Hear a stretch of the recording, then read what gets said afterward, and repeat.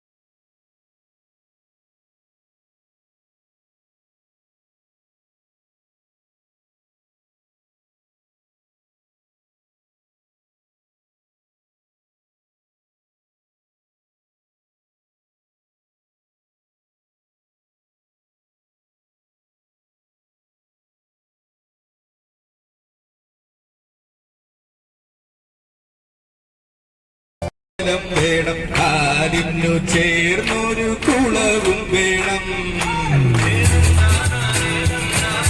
ഈശ്വര, ഞാൻ എന്താ ഈ കേൾക്കുന്നത്? ഞങ്ങളോടൊപ്പം KSRTCയിലുണ്ടായിരുന്ന 3 സാറുമാരും പാട്ടുകാരന്മാരാണ്, ഡാൻസ് കളിക്കും, അതുപോലെ തന്നെ യാത്രക്കാരെ 100% എൻഗേജ്ഡ് ആക്കുന്നവരാണ്.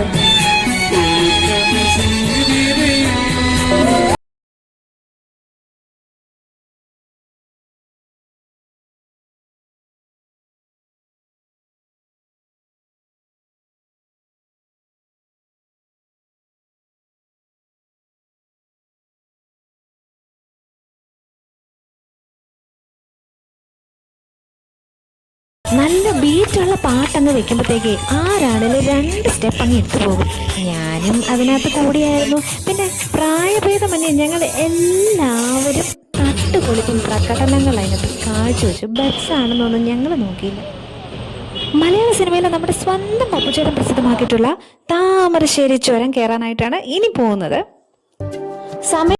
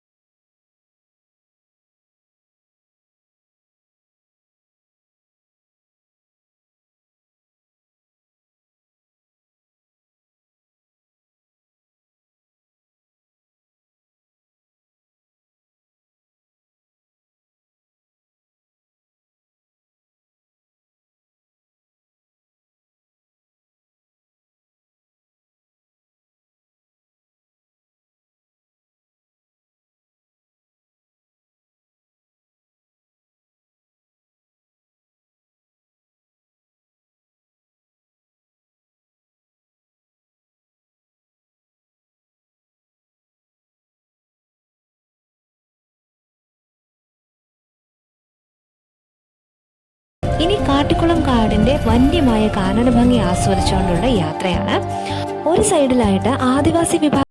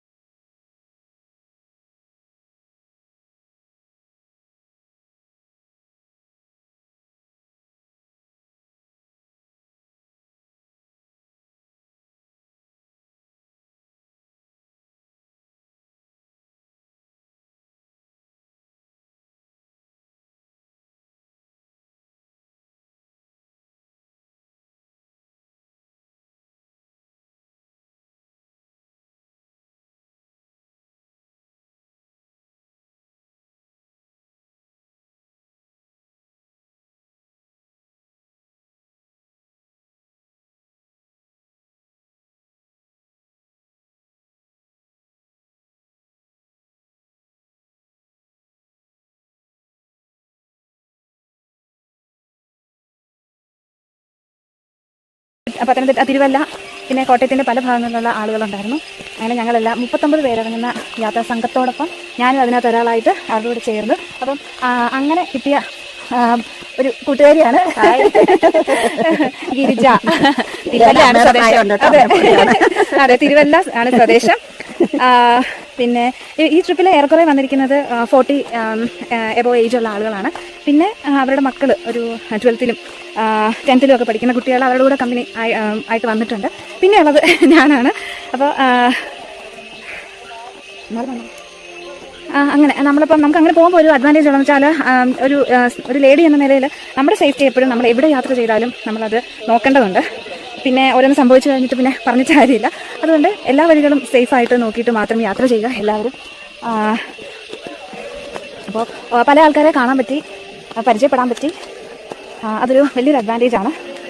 ഓക്കെ, മൊത്തത്തിൽ ഞങ്ങൾ ഗൈഡായിട്ട് നിന്ന 3 പേരുണ്ട്. KSRTCയിലെ തന്നെ ജീവനക്കാരാണ്. അവരും നമ്മളുടെ കൂടെ വളരെ ജോളിയായി നമ്മളിലൊരാളായിട്ട് നമ്മളോടൊപ്പം നടന്ന ഓരോ കാര്യങ്ങൾ പറഞ്ഞു തരുന്നു. വളരെ വിശദമായിട്ട് തന്നെ കാര്യങ്ങൾ പറഞ്ഞു തന്നു. ഇപ്പം തിരുനെല്ലി ആയിട്ടേ ഉള്ളൂ. ഇന്ന് തിരുനെല്ലി അമ്പലത്തിലും കൂടെ കയറി, മഹാവിഷ്ണു ക്ഷേത്രത്തിലും കയറി, അതിനുശേഷം ഇവിടെ തന്നെ സ്റ്റേ ചെയ്ത് നാളെ വെളുപ്പിനെ കൊട്ടിയൂർക്ക് തിരിക്കാനാണ്. ശേഷം വഴിയെ പറയുന്നത്.